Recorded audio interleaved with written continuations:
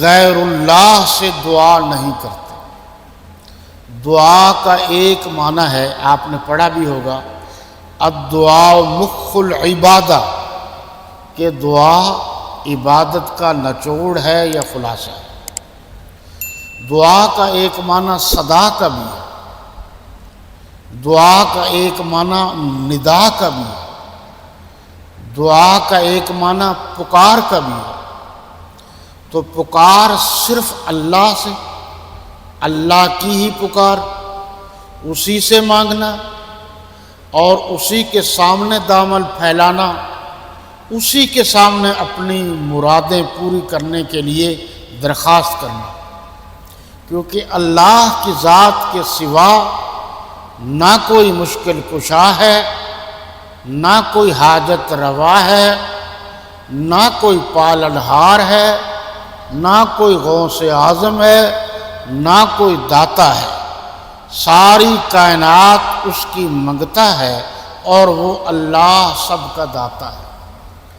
وہی امیر نواز ہے، وہی غریب نواز ہے، وہی کرنیہ والا ہے، وہی بھرنیہ والا ہے، وہی خالق ہے، وہی مالک ہے، وہی رازق ہے، وہی نباتات کو اگاتا ہے، جمادات، شجرات، حجرات، ہر چیز کا خالق و مالک ہے۔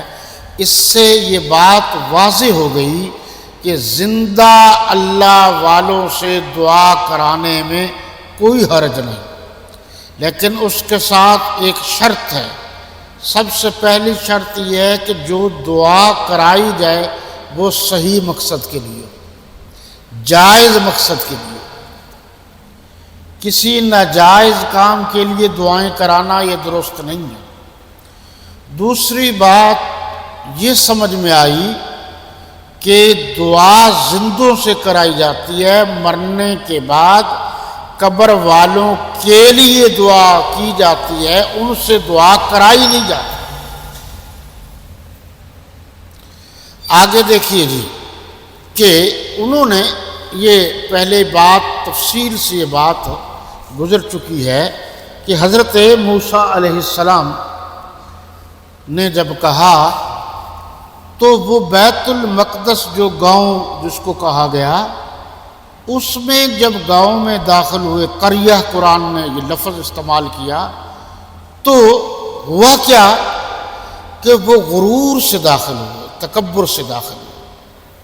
حضرت موسیٰ علیہ السلام نے فرمایا تھا کہ حتۃ، یعنی اللہ سے معافی مانگتے ہوئے جائیے، توبہ کرتے ہوئے جائیے کہ اے اللہ میں معاف کر، اور اپنے آپ کو عاجزی اور انکساری میں ڈھال کے جانا، لیکن وہ متکبرانہ انداز میں چلا۔ اچھا، یہ جھکنا جو ہے کہاں تک جائز ہے اور کہاں تک جائز نہیں؟ ہمارے ہاں مجھے افسوس سے کہنا پڑتا ہے کہ آج بھی خاص کر سرائکی لوگ جو ہیں، سرائکی پٹی جو ہے، ان میں جو ملتے ہیں تو وہ بہت زیادہ جھک جاتے ہیں۔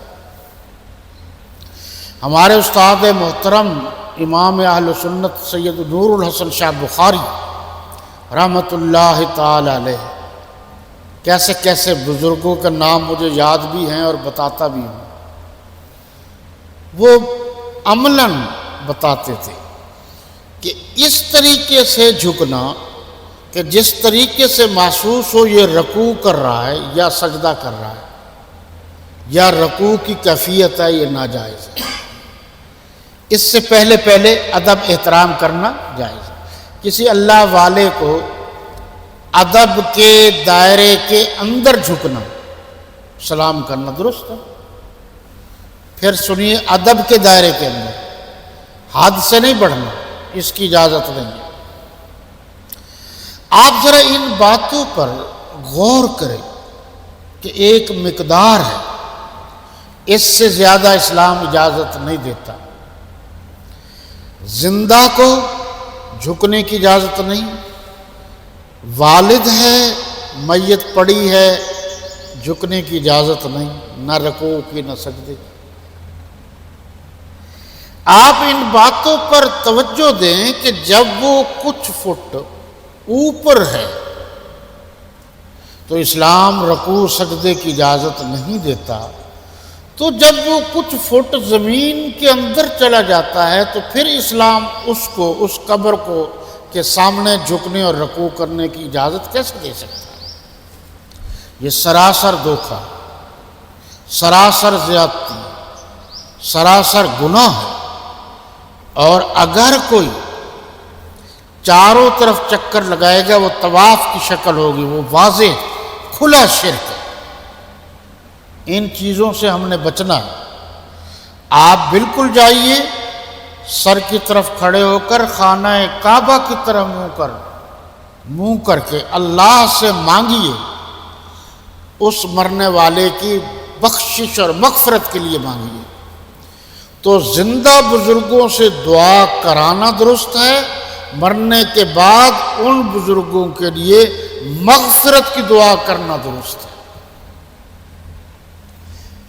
آپ ان چیزوں سے دور رہتے ہیں، اللہ کرے دور ہی رہیں، لیکن ہم تحقیق کرتے رہتے ہیں۔ یہ جو بعض بزرگان دین کی دربار کے پاؤں کی طرف ایک جگہ پڑی ہوتی ہے اور بعض لوگ وہاں جا کر سر اندر کرتے ہیں اور باتیں کرتے ہیں، جی پھر سر نکال لیتے ہیں کہ مرادیں پوری ہو گئیں، اور جو کچھ کرتے ہیں آپ سن نہیں سکتے اور میں سنا بھی نہیں سکتا۔ اس لیے اسلام نے ایک دائرہ کار مقرر کیا، اس حد تک درست ہے، اس سے زیادہ درست نہیں ہے۔ پھر سنیے کہ مرنے والوں کے لیے جو اس دنیا سے چلے گئے، آپ ان کے لیے مغفرت کی دعا اللہ سے کر سکتے ہیں۔ اب وہ تو دعا آپ کے لیے، زندوں کے لیے تو نہیں کر سکتے۔ اب یہ جو مسئلہ ہے کہ جو ان کا فیض جاری ہے، کبھی آپ نے سوچا کیا فیض ہے؟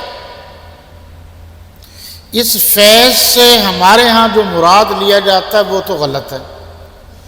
وہ یہ ہے جی کہ وہ اب براہ راست ان کا ہم سے رابطہ ہے، کھانے پینے بھی آ جاتے ہیں، خوابوں کی شکلوں میں بھی آ جاتے ہیں، یہ سب غلط ہے۔ فیض کا 3 مطلب جو ہے وہ درست ہے۔ اگر مرنے والے نے اپنے پیچھے کوئی اولاد چھوڑی ہے اور وہ نیک ہے اور پیچھے نیکی کا کام جاری ہے تو یہ درست ہے۔ اگر مرنے والے نے کوئی مدرسہ مسجد بنائی ہے اور پیچھے نمازیں، نوافل، تلاوت جاری رہتی ہے، یہ بھی درست ہے۔ اور اگر مرنے والے نے کوئی صدقہ کیا ہے، خیرات کی ہے، یعنی مسافروں کے پینے کے لیے پانی کا انتظام کر دیا، رہائش کا انتظام کر دیا، یا اس کے ذہن میں آئے یتیم بچوں کے لیے کوئی رہائش گاہ ہو جائے، یہ جتنے کام ہیں یہ درست ہے، یہ ذہن میں رہے، اس کی شریعت میں اجازت ہے۔ باقی جو کام غلط ہے، جس سے دنیا کے کاروبار کی کوئی شکل نظر آتی ہے، جیسے درباروں پر گلے رکھ دیے جاتے ہیں، چادریں چڑھائی جاتی ہیں، ڈھول بجائے جاتے ہیں، کنجریوں کو بلا کر نچوایا جاتا ہے،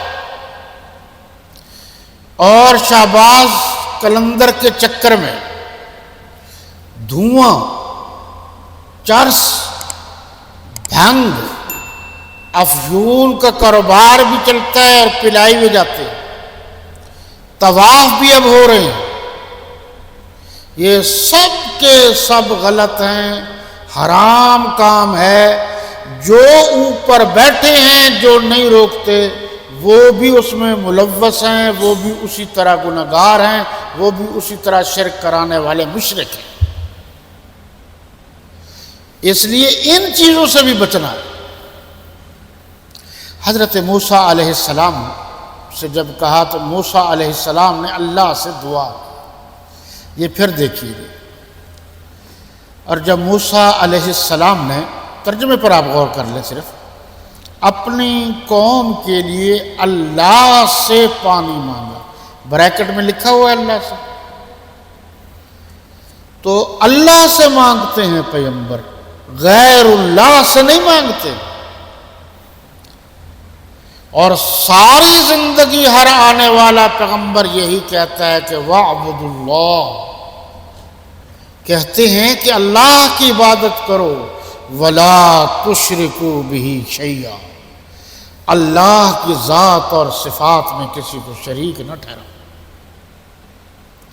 مسئلہ توحید اب میں آپ کو بتا رہا ہوں کہ میں اکثر جب باہر جاتا ہوں مدارس میں تو پوچھتا ہوں کہ 2 لفظوں میں بتاؤ توحید کی تعریف کیا ہے،